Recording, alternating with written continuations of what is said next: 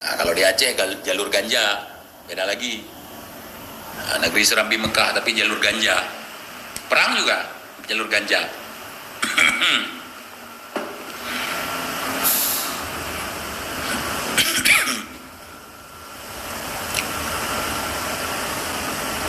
Alah Ji.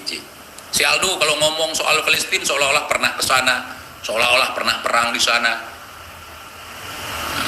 Kalau kalian ya jalur janda, kalau kami jalur ganja, Palestina jalur Gaza.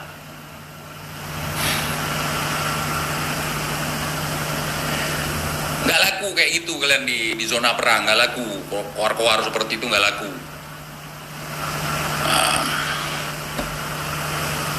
Nggak usah ngomong jalur ini jalur itu, jalur nasab aja dulu gimana.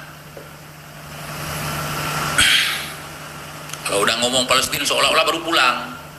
Anak-anak buah si Muslim At-Tahiri di sini, gue perhatiin ya kan, bawa bendera hitam, bendera putih.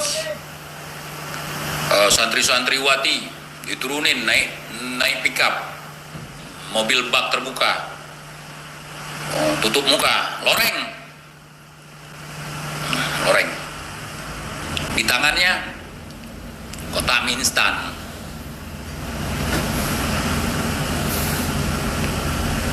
Jangan terkecoh, tetap masalah nasab.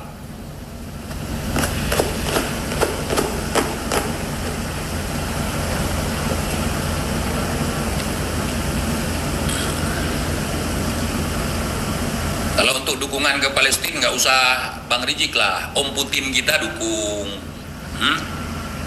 Om Kadyrov dukung. Sekarang ada Om Kim Jong Un juga dukung Palestina. Ada Om kita yang berpengaruh, bukan kayak Rizik. Rizik terinspirasi kayak Ayatullah Khomeini, dia ingin jadi pemimpin Islam, pemimpin umat untuk membawa bisa mengatur-ngatur presiden kayak di Iran. Dia terinspirasi dari sana. Jangan bilang enggak. Imam besar, istilahnya aja imam besar. Dia pingin sekali seperti Ayatullah Khomeini, bisa nunjuk-nunjuk presiden.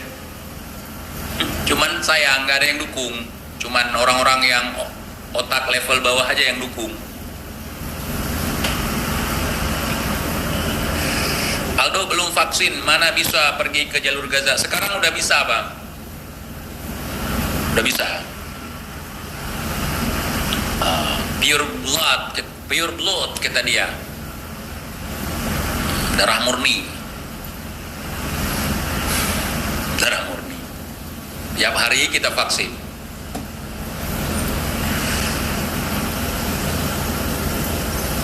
Jadi gua kagak mau denger lagi bacotan lu. Mending lu tunjukin lah bukti satu aja, setengah aja bukti dari bacot lu, Ji. Bukti dari bacotan lu setengah aja, lu buktiin ke kita, baru kita percaya. Kalau nggak ada bukti apa yang mau dipercaya? Tahun-tahun cuma bisa koar-koar. Nggak percaya omongan dia, persekusi. Datangi rame-rame, gertak. Ini cucu Nabi, ini cucu ini, itu cucu itu, ini ulama, ini begini, prank. Ulama kok bohong terus kerjanya.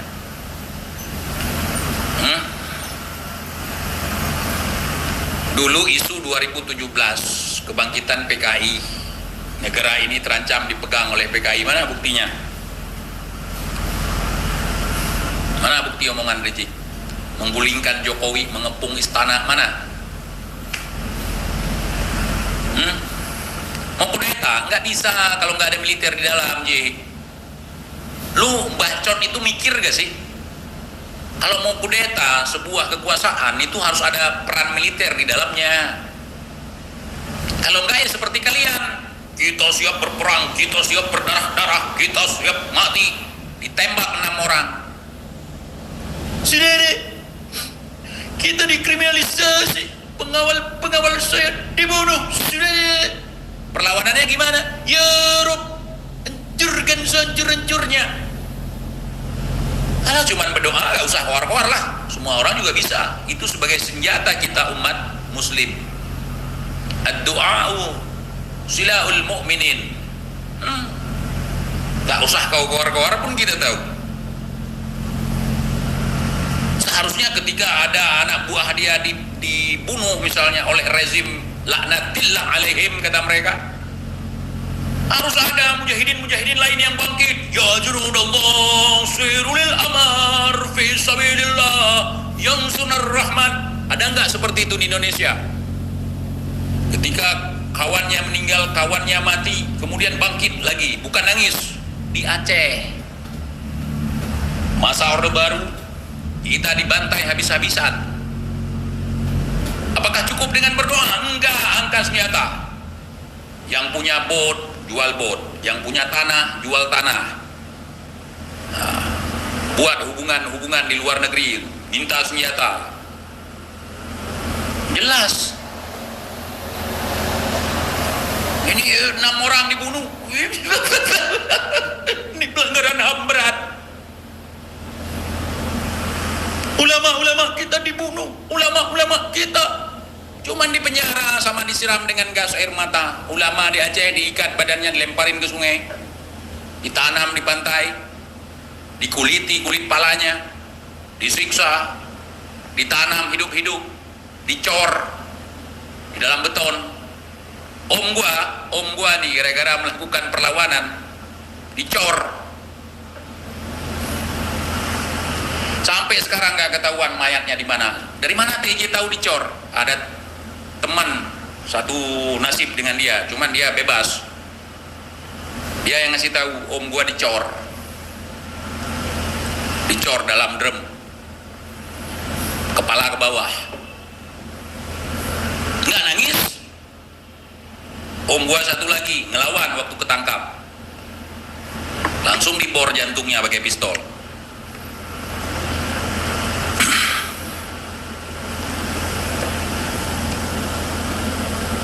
Ini baru 6 orang lewat, doanya pun bukan di kamar sendiri atau bukan di masjid, di media. Ulama medsos, pejuang medsos, jagoan medsos.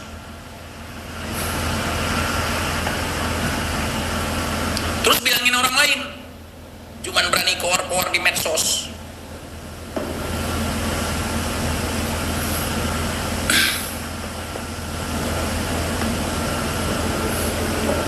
Om gua jantungnya ditembaki dari sini, di belakang segini keluar, hancur jantungnya ditembak. Nangis kita? Enggak.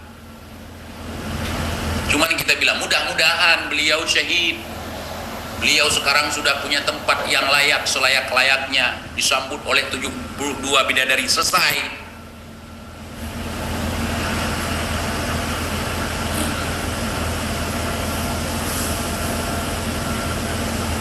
Kalian ditembaki, cuman bisa koar-koar, memalukan. Katanya punya mujahidin jutaan, punya tentara terlatih jutaan. Nggak berani bilang, kalau nggak berani nggak usah bacot, nggak usah teriak perang. Udah damai aja kita, damai.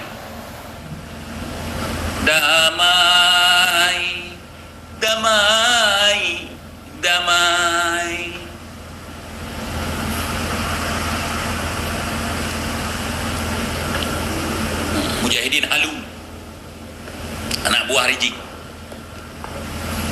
Kemudian anak buah Rizik di Aceh, kalau demo, kata-kata yang digunakan, kalau pemerintah tidak mengabulkan tuntutan kami, maka kami siap angkat senjata lagi. Siapa kalian? Senjata dari mana? Kapan pernah angkat senjata? Kok pakai kata lagi? Kalau menggunakan kata lagi kan pernah.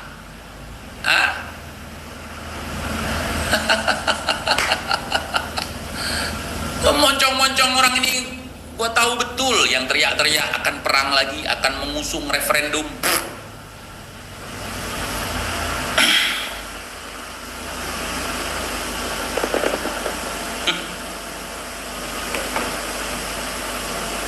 Sekelas kecerdasan Dr. Hasan Muhammad Ditiro aja susahnya minta ampun dalam berjuang, apalagi lagi kalian, cuman limbah konveksi, otak-otak limbah konveksi. Kalian tahu dulu pimpinan GAM itu tidak pernah menganjurkan untuk perang kecuali membela diri. Tidak pernah mengumumkan perang bunuh sesama kita, nggak pernah, kecuali membela diri ketika terpojok. Itu fungsi senjata dulu. Cuman karena perkembangannya lain, ya namanya juga ada kontra intelijen, ya akhirnya tembak-tembakan, bunuh-bunuhan, saling culik. Makanya kalau kalian bilang istilah cuaks, itu di Aceh sudah lama. Cuaks itu adalah mata-mata. Nah, yang ngasih tahu persembunyian GAM, yang ngasih tahu persembunyian orang-orang yang terlibat dengan GAM, orang yang nunjuk-nunjuk orang ke TNI, itu disebut cuaks. Jadi cuaks itu banyak sekali yang dipotong lehernya di Aceh dulu. Mata-mata, cuaks. Cuaks, kan kalian buat istilah sekarang, cuaks. Itu waktu konflik di Aceh sangat familiar itu. Cepu itu, informan. Cuaks. Memang begini dulu cuaks. Saya lagi pulang sore-sore, pas lihat cuaks, nggak bisa kita tolongin. Perempuan, ini udah hampir putus ini. Lagi merangkak di bawah pohon kakao, pohon coklat itu, kebalut mukanya pakai kena daun. Yang bisa kita lakukan apa? Telepon PMI waktu itu, jemput jenazahnya ataupun tuh diobati. Cuaks. Lagi mancing dapat bukan ikan tapi cuaks, tiba-tiba ada hanyut orang, kepala udah hampir putus. Nggak sedih gitu? Sedih, perang itu nggak enak Jik, nggak usah keluar-keluar perang kalian nggak tahu apa-apa konflik di Aceh seperti apa. Bahkan nih pentolan-pentolan kalian belum tentu tahu juga nih yang di Aceh. Mereka mungkin waktu konflik itu di luar Aceh tinggalnya.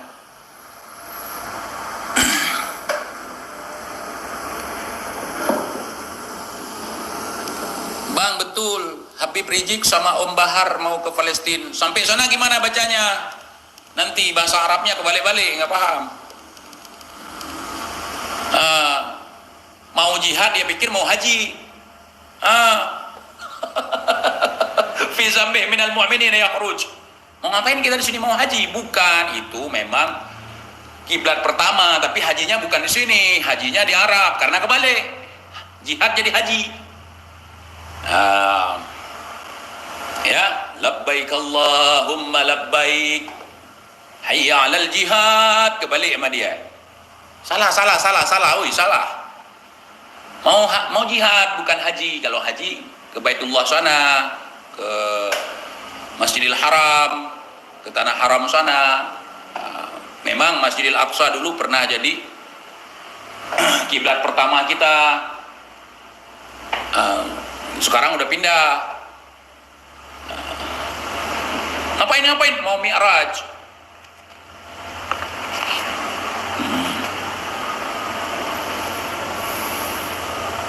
Minal Masjidil Haram ilal Masjidil Aqsa. Kebalik itu. Umrah juga harus ke Mekah. Iya, bukan ke Palestina. Karena kebalik baca. Anak fikir mau haji, rupanya mau jihad karena kebalik.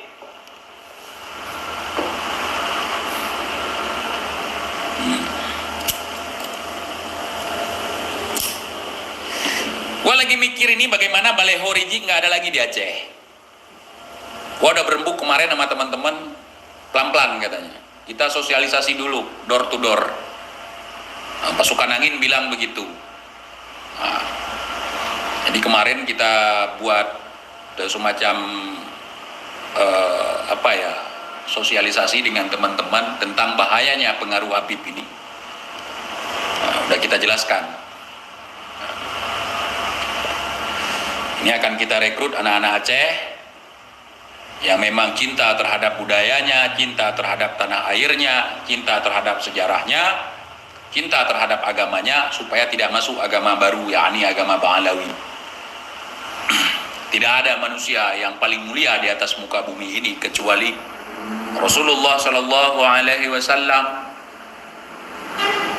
Tidak ada yang perlu kita hormati selain daripada Rasulullah, orang tua kita, dan juga guru yang memang mengajarkan ilmu, bukan mengajarkan halu. Makanya mereka mati-matian mau nyari saya hari ini. Ngapain nyari saya capek-capek? Kemarin lusa saya pulang ke Sumawe untuk ziarah ke makam Tengku Syekh di Palu. Ini sekarang mau ziarah lagi ke makam Kandang 9, Kandang 12.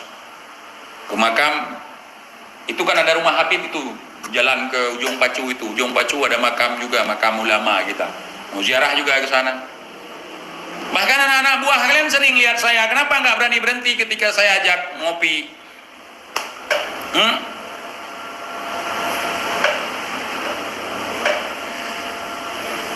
Saya pikir pas saya ajak ngopi, mau ngopi, rupanya tancap gas. Kenapa? Malu duduk sama TJ, karena TJ PKI. Tenang, nggak minta donasi kok. TJ kan PKI sekarang, pedagang kopi Indonesia. Bangga dong duduk sama PKI. Kenapa malu?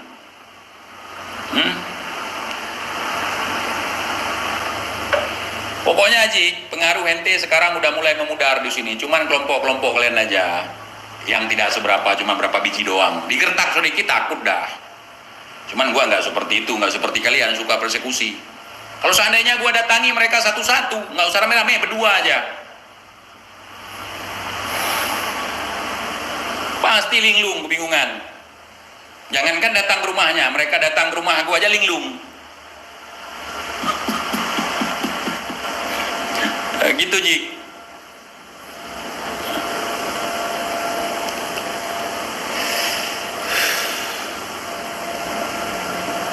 Buktinya ketakutan mereka apa? TIJ ditunggangi oleh intelijen negara sekarang. Itu bentuk ketakutan ketika orang menuduh kita sesuatu yang tidak ada. Itu bentuk ketakutan dia, apalagi orang-orang halu ini. TIJ ditunggangi oleh rezim, TIJ di backup oleh rezim. Kalau TIJ di backup oleh rezim, ngapain TIJ 20 hari duduk di penjara? Cuman gara-gara ngatain kalian bukan cucu Nabi. Udah 2 tahun yang lalu ngap. Gua bilang mereka bukan cucu Nabi sebelum Kiai Mat muncul. Karena kita sharing dengan sesepuh, kita sharing kita. Siapa mereka ini? Kata sesepuh gua begini, di sini memang banyak sayyid, tetapi sayang mereka dicangkokkan dengan Ba'alawi. Padahal mereka bukan Ba'alawi kebanyakan. Dulu nggak punya marga, sekarang udah punya marga mereka. Bukan baru-baru ini, di zaman Belanda. Tiba-tiba udah jadi Al-Idrus. Kita nggak memungkiri bahwa ada ulama yang datang dari Yaman ke Aceh. Salah satunya datuk gua. Beliau bukan Ba'alawi. Itu dari Yaman datang, dan bukan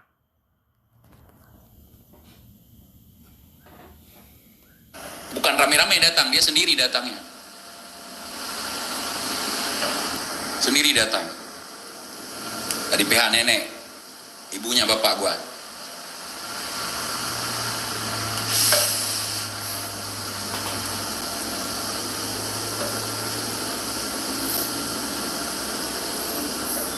Salah satu makam tua di sini juga dari Yaman ada, bukan nggak ada, ada dari Yaman, tapi bukan Nabi.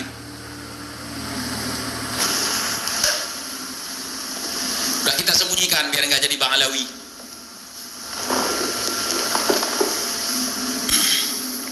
Kita sepakat dengan orang-orang kampung, udah gotong royong tutup makam.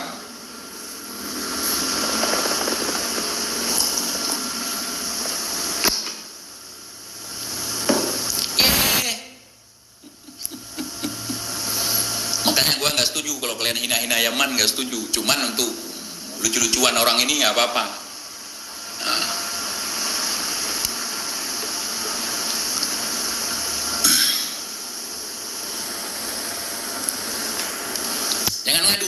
Jangan ngadu, biasa itu. Betul yang pun, ben hei long ampun. Jangan panggil saya ampun, jangan. Long ke ampun. Gelar teku, tapi bukan untuk memperbudak orang. termasuk Miwalun, keturunan Yaman, tapi kon Bahlawi ya. Banyak teman-teman kita ada.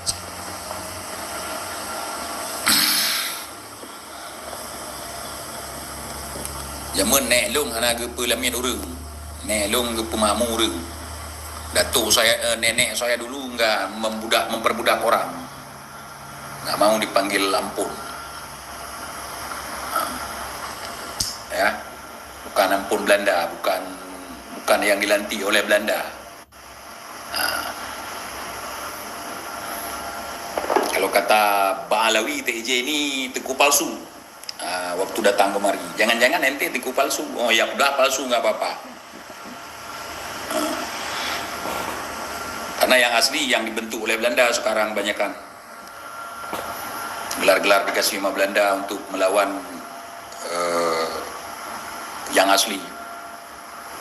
Tengok kan ampun Belanda, ana ampun tuan ana tengok. Keempat ke Pulau Labu, di mana dia nanam pohon labu, kemana berjalar ke situ jadi tanah dia enggak ada tuh kita. Justru tanahnya dikasih ke orang. Saking suka ngasih ke orang, ke anak cucunya enggak ada sisa. Ini dikasih, itu dikasih ke orang. Sampai anak cucunya enggak tersisa apa-apa. Apa enggak gua gancam, gua enggak ngancam kalau datang ke kuburan mereka. Gua ancam mereka, gua balikin nih batu nisannya. Gua bilang, kami kok enggak ditinggalkan apa-apa. Minimal ilmu lah. Minimal ilmu. Mana nih afwahnya? Mana? Saya ancam itu kalau setiap kali saya ziarah ke makam Datuk selalu saya ancam makamnya. Awas kalian. Dulu enak-enak hidup kalian. Kami sekarang sengsara. Saya dimasukkan penjara lagi oleh hantek Belanda, saya bilang gitu. Mana tanggung jawab kalian?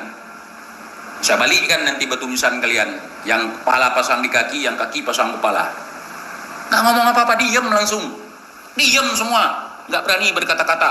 Kalau sempat berani berkata-kata, gua yang kabur. Diam semua. Gua marah-marahin.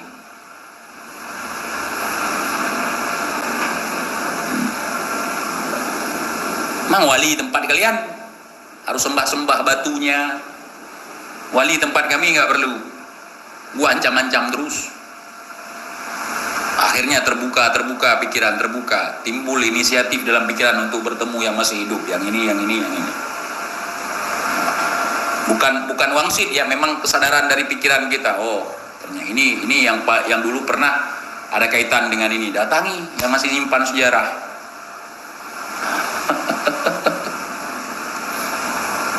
Gua kalau datang ke makam wali gitu, jangan ditiru ya. Ini kegilaan, nggak boleh kalian tiru. Kan saya majeleb. Saya datang ke makam itu, mana karomahmu yang ada manfaatnya? Tidur aja di sini kau. Saya gitu kan. Tidur aja. Tahun-tahun tidur. Negeri kita udah diambil orang, bilang gitu. Masih tidur. Kalian nggak berani kan? Nggak usah ditiru nih. Ini cuman saya yang bisa seperti ini. Wali kejedot.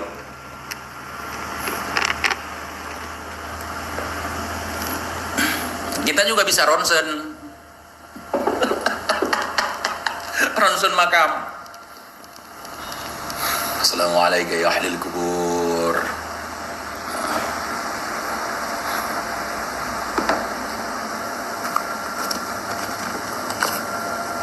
Karena wali di sini bukan tempat kita dibikin kualat.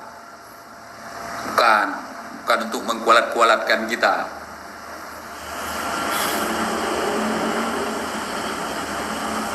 Ada orang datang dari luar Aceh, tiba di kuburan datuk kami, dia olesi minyak.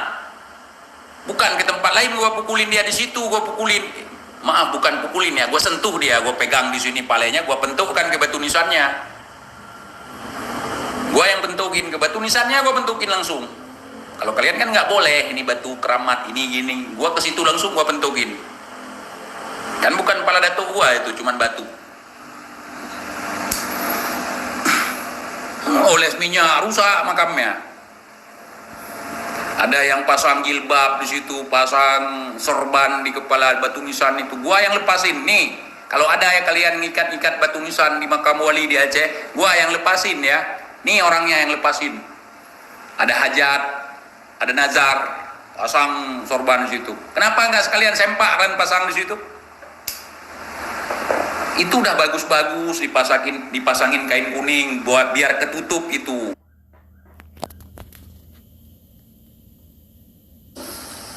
Ayat suci Al-Quran yang ditulis di nisan supaya tidak kena najis, tidak kena tai cicak. Ya malah kalian pasang itu sorban entah dari mana itu. Kenapa nggak sekalian sempak aja kalian pasang di situ? Nah, lama-lama kalian sering pasang itu, ku hilangkan itu batu nisan, ku pindahkan, ku bawa pulang ke rumah. Udah 3 batu nisan, 3 pasang batu nisan gua bawa pulang ke rumah. 3 pasang udah, karena nggak memungkinkan lagi di dalam rawa. Langsung gua bawa pulang ke rumah. Kalau gua punya niat seperti mereka ini, gua pasang aja di rumah makam wali. Habis itu gua bikin gubah, gua bikin kotak amal di situ. Tapi enggak, gua sembunyikan di gudang. Kok sembunyikan dikasih tahu? Berat itu segini batu nisannya, segini panjangnya. Gua bawa pulang. Daripada di situ pasangin ini, dipasangin itu. Yang merasa hilang batu nisan kasih tahu TJ, ada sama TJ. 3 pasang. Berarti 6 biji.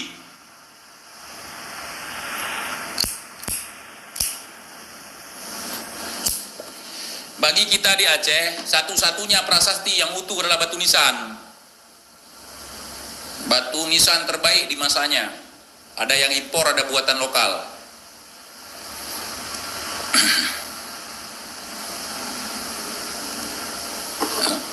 Gila memang gua. Gila. Daripada jadi datuk orang, mending gua bawa pulang batu nisannya. Kan punya ilmu ronsen. Nanti kalau mau pasang lagi udah tahu di mana. Kalau kalian nggak tahu kalau pindahin kan, kalau kita tahu ada ilmu ronsen. Nah, itu kalau batu nisan itu gua pasang di kuburan Belanda, langsung ada yang nyembah. Cuman nggak ada lagi itu, dudukannya nggak ada lagi. Dulu ada ini, ada dudukannya, ada ganjalan atasnya. Itu batu pahat keren tuh. Gua punya ilmu ronsen juga tuh. Ngaku punya ilmu ronsen makam. Kita ditunjuk makam, kita dari live aja, dari tunjukkan video aja tahu itu siapa di dalam. Langsung kita, oi, aku di luar, siapa di dalam? Menir. Nah, udah, menir berarti bukan wali. Nggak bisa kalian kan gitu? Nggak bisa lah. Cuman kesaktian aja dibawa ke sana dulu. Nggak sampai ilmu ronsen. Kecuali kalau rajin datang kemari belajar, baru dikasih. Itu pun kalau dikasih. Oh, kalau kami perlu untuk mencari jejak. Nah, bertanya, enggak percaya, tanya sama anak-anak FPI yang pernah ikut ronsen makam sama saya. Mereka pas datang mau ke ulama yang itu, yang dia datangi bukan kuburannya itu, karena di situ yang paling besar, yang paling megah. Padahal bukan itu orangnya. Makam yang paling kecil, yang paling pendek, yang nggak terurus, itulah makamnya. Makanya ilmu ronsen itu perlu. Kan kita kalau ziarah ya kan, kita cari tahu dulu siapa di situ bosnya, siapa di situ pentolannya. Salamin itu pentolannya dulu. Pertama salamin semua, habis itu salamin pentolannya. Nanti dikasih tahu ini pentolannya, langsung tertuju ke situ. Baru duduk ronsen, beneran nggak? Bener.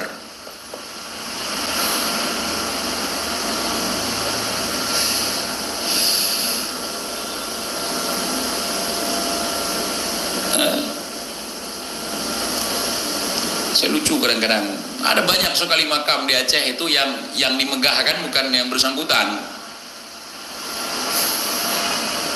Memang pinter orang dulu nyembunyiin ya, biar nggak dipalsukan. Udah yang dipalsukan, padahal ada yang makam memang makam dia, ada yang bukan. Ini kasih tahu nih, ketukar batu nisannya, ditukar dulu. Karena orang dulu udah tahu bakal kejadian seperti ini ke depan. Makanya capek kalian datang ke makam aulia, wali, begini, begitu. Kalian bernazar di situ, ini, itu, macam-macam. Kagak ada hasil apa-apa ya kan?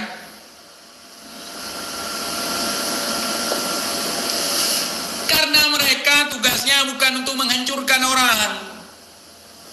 Mereka meninggalkan bekas masa hidupnya, sejarahnya, ilmunya. Bang, kalau mau sholat aja. Di sini belum waktunya. Serajin-rajin kita sholat. Kalau belum azan nggak usah sholat fardu. Tunggu azan dulu. Kalau udah azan jangan di sini lagi. Di sini belum azan. Nanti ku blokir kamu. Belum nih, belum azan di sini. Masih lama lagi.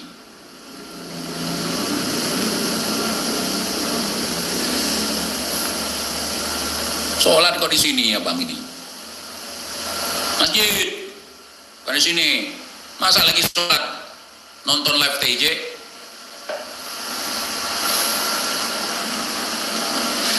Datang ke makam, Datuk, tolong anak TJ udah kurang ajar sama kita.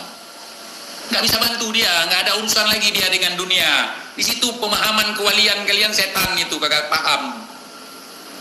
Datang ke makam minta bantuan sama Datuk. Nggak bisa bantu kita dia.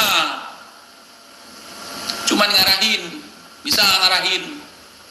Nggak ada lagi urusan dendam, urusan nafsu, nggak ada lagi di sana. Datang, Datuk, ini bahaya. Mereka udah mulai goreng kita. Nggak ada, mereka nggak bisa bantu. Kalau nggak percaya, coba Datuk si Rijik, Datuk si Bahar, Datuk semua kalian itu coba suruh ke TJ. Bisa nggak dia? Salah-salah aku jadikan khodam dia. Masukin dalam batu cincin nanti. Kok kayak dukun kalian minta-minta sama kuburan. Minta sama Allah lah, bukan sama kuburan.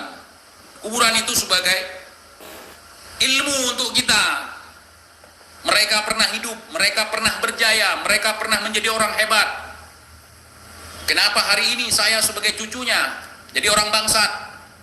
Mereka pernah hidup, pernah hebat, pernah bergelimbangan harta, pernah punya kekuasaan, mati juga. Makanya di makam-makam datuk kami yang ditulis cuman ilmu. Ada yang ditulis nasabnya sampai ke 7, 10 misalnya. Habis itu di atas paling tinggi itu ilmu ditulis. Ada segitiga begini. Ilmu. Itu kebanyakan makam di sini begitu. Kemudian perjalanan hidup, sedikit riwayat hidup. Bahwa kita hidup di dunia ini hanya sementara. Itu paling ditulis untuk kita. Ya, untayan kata-kata mutiara untuk pengingat. Gua kalau datang ke makam wali, ke makam siapa datuk, gua nggak pernah minta tolong sama dia. Gua nanya-nanya gini, kenapa jadi begini? Ente tidur aja kerjanya. Lihat anak cucumu hari ini seperti ini. Apa solusinya? Bangun, bilang gitu. Kalian jangan ditiru. Bangun, woi, bangun. Kalian jangan. Datuk kalian bahaya sekali, datuk kalian. Datuk kalian, kalau kita salah ngomong, walat kita, bengkok kita, penkor kita. Datuk kita enggak. Pulang dari ziarah kita bersemangat. Batu nisannya aja wah mewah sekali, apalagi kehidupannya. Awas ente ya. Kalau seandainya nggak ada reaksi apa-apa, nanti gua hancurin nih batu nisan. Kalau nggak gua curi, gua tukar nanti, gua mati nanti pasang batu nisan ente. Kalian jangan niru saya, orang gila saya.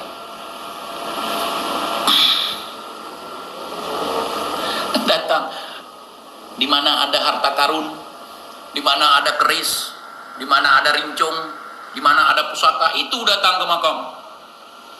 Mana ada batu cincin, lu pikir itu jualan dia di situ? Gua paling datang, assalamualaikum ya ahli kubur. Nih TJ ini datang nih, mana ilmu mana? Afwahnya mana? Dulu yang pernah dipakai dalam memimpin, mana? Curahkan, curah, kasih. Ditulis di makamnya, belajar. Ilmu, belajarlah. Nggak bisa dikasih. Bukan ilmu tempelan ya. Datuk kami dulu bukan ilmu tempelan. Nah, hujan dikit luntur. Apalagi dibully. Habis ilmunya, udah kena bully.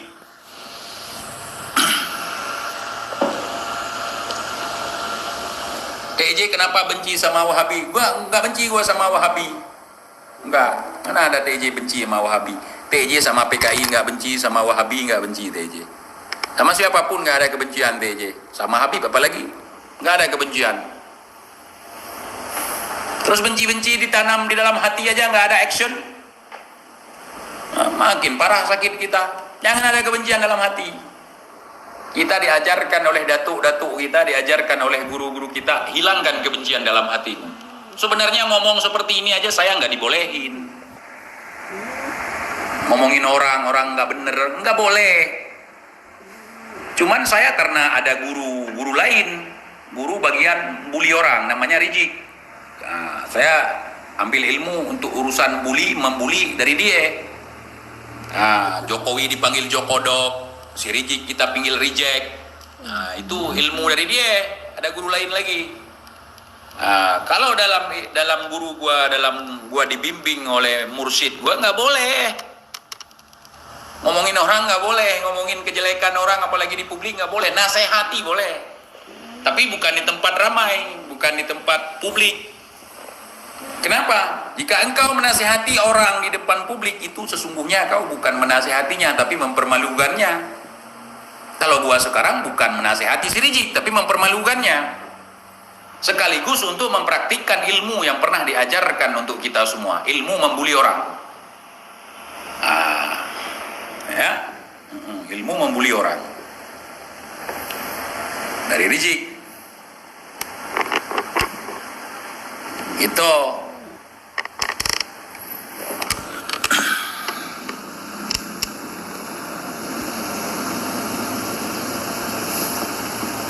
Bang, pendiri Tarigo Firza siapa bang? Kan belum disahkan bung. Ilegal itu, Tarigo ilegal itu. Nah, kalau urusan Tarigo di situ udah parah lah. Itu bahasa Acehnya bukan Tarigo, Tariboh. Tariboh itu apa? Nganceng.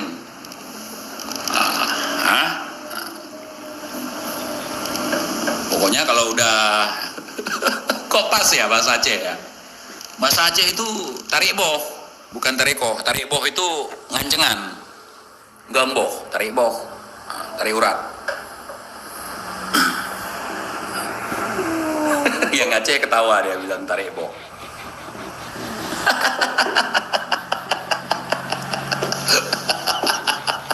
Yang Aceh ketawa. Aduh.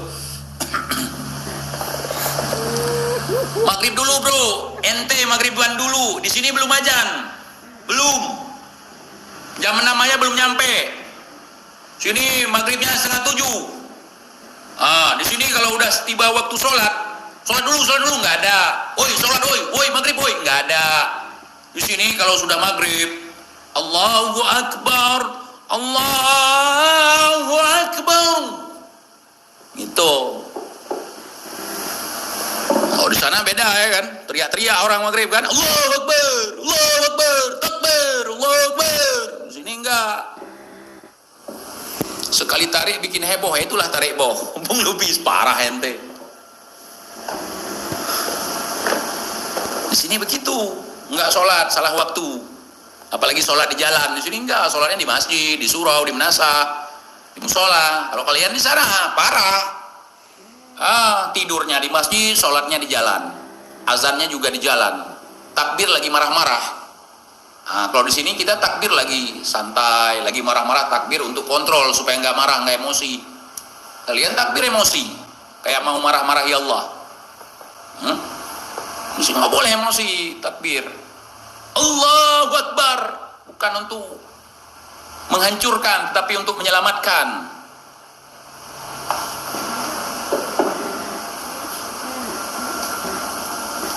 Kalian beda. Sholat pun ada backing vokal. Saya pernah lihat sholat kalian itu ada backing vokal. Yang backing vokalnya nggak sholat. Yang imamnya Allahu Akbar, Allahu Akbar, nggak sholat, duduk. Untung nggak lagi ngerokok. Coba kalau dia lagi ngerokok gitu, pecah HP gua. Sami Allahu liman hamidah, Rabbana walakal hamd. Padahal dia nggak sholat, kayak backing vokal. Aduh, yang satu kiblatnya ke sana, yang satu ke sana.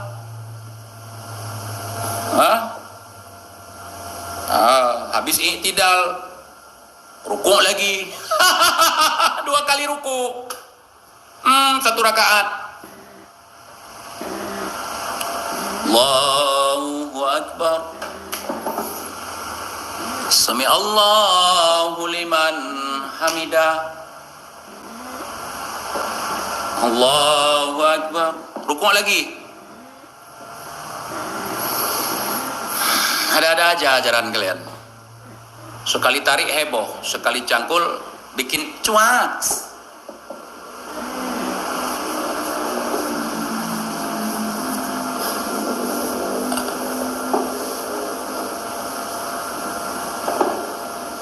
Gua udah ziarah nih.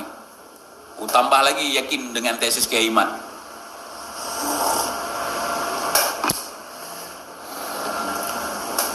Tambah yakin dengan tesis Kiai Iman. Teh, rokok teh. Tidur aja, pantat makin gede. Lu gak gede.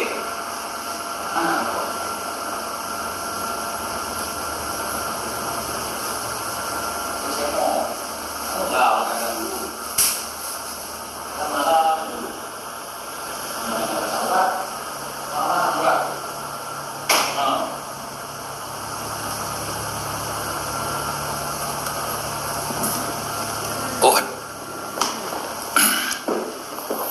untung nggak bawa mic ya, nggak kedengeran kan? Enggak.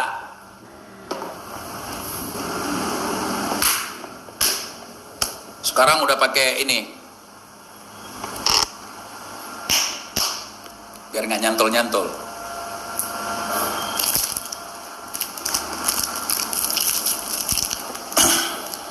Bang, gimana tolong ajarin cara ziarah ke makam, jangan jongkok. Ya orang beol.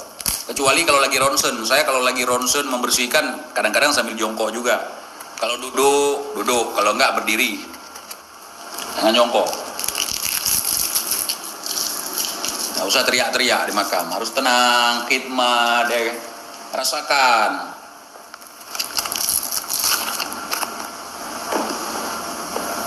Fatihah jangan lupa. Kadang ada orang bilang, jangan baca Al-Fatihah di makam, nggak akan diterima gini. Udah baca aja Al-Fatihah.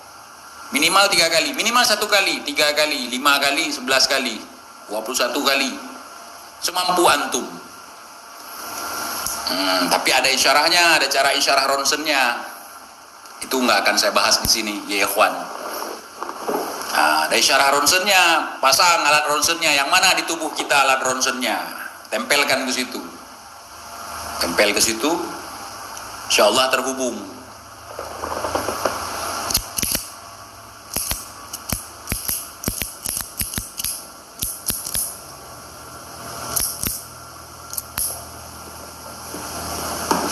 Duduk sila boleh.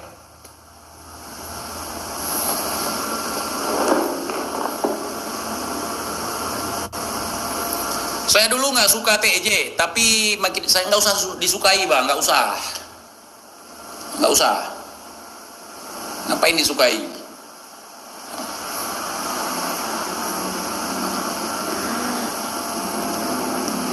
Rasakan sensasinya. Ini mumpung TJ masih hidup. Kalau sudah jadi kuburan nanti, ya kita nggak bisa begini lagi.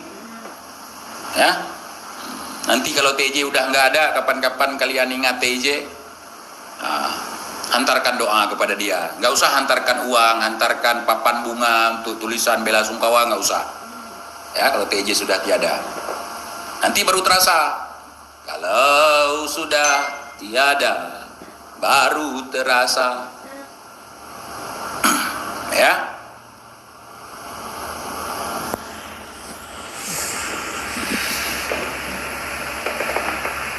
Pokoknya ziarah ke makam nggak usah aneh-aneh, biasa aja.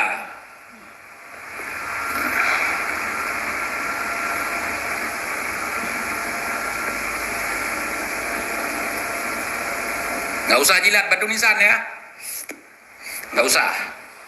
Itu bukan kerjaan kita, itu kerjaan anjing. Kalau jilat, ada ulat bulu pula nanti di itu, habis lidah kalian.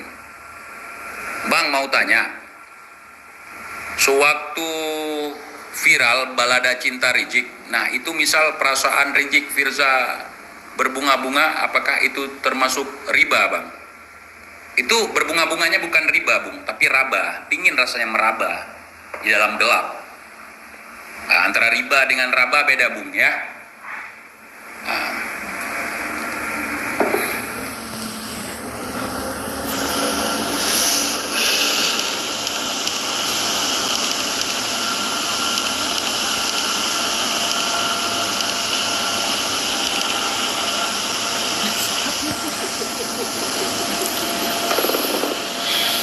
Budak ada yang nanya budak, mumpung masih ada waktu nih, TJ masih hidup.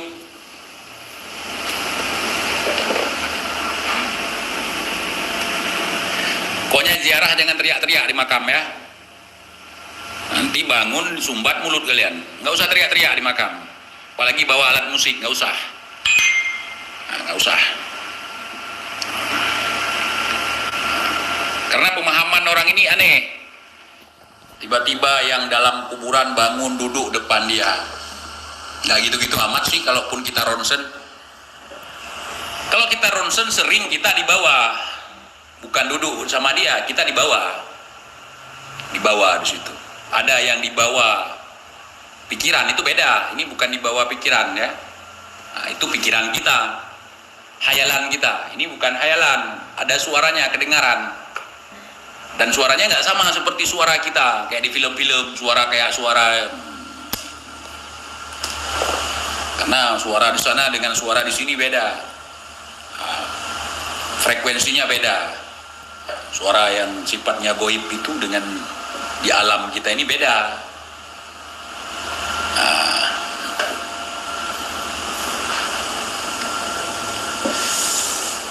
Kalau urusan ronsen, cuman tidak bisa dibuktikan. Urusan ronsen cukup tahu aja gitu. Jadi kalau ada orang bisa ngeronsen, bisa begini, kemudian dia membuktikan itu udah enggak. Gimana mau membuktikan coba? Bukan sekedar percaya omongan orang, bukan. Misalnya saya ngomong nih, nggak usah percaya kalian. Rasakan sensasinya sendiri, karena itu ilmu rasa, bukan ilmu dengar, ilmu ngomong. Bukan, itu udah rasakan sendiri sensasinya, nikmati sendiri sensasinya. Ada petunjuk, bukan curhat kita gimana membunuh orang, gimana kita menghilangkan orang, gimana kita melawan orang. Nggak ada isyarat ke sana. Tetap ilmu, tetap ilmu.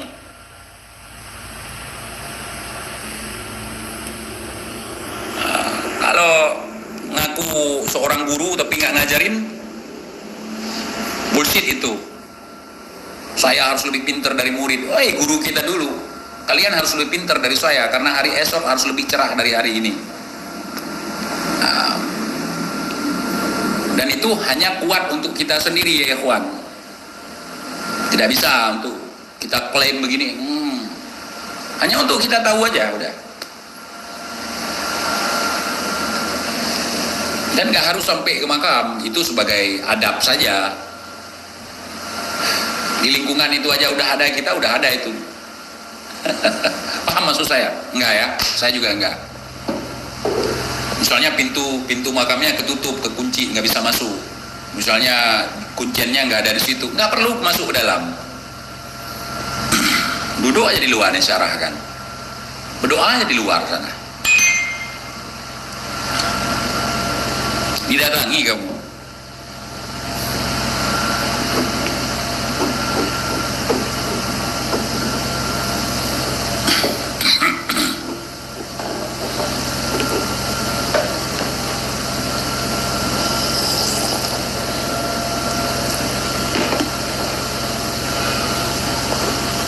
kalian hadir.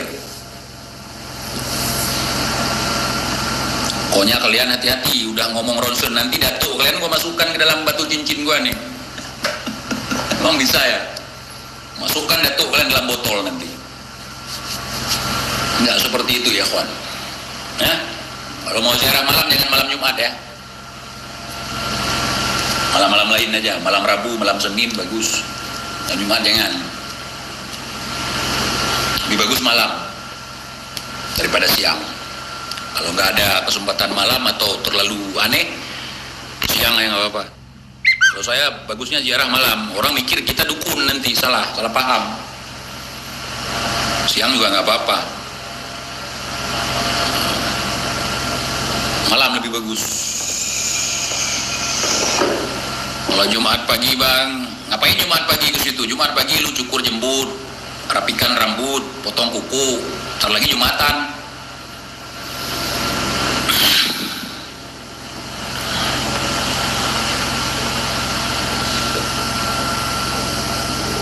Apalagi di Aceh, nggak perlu ke makam, ke hutan aja banyak.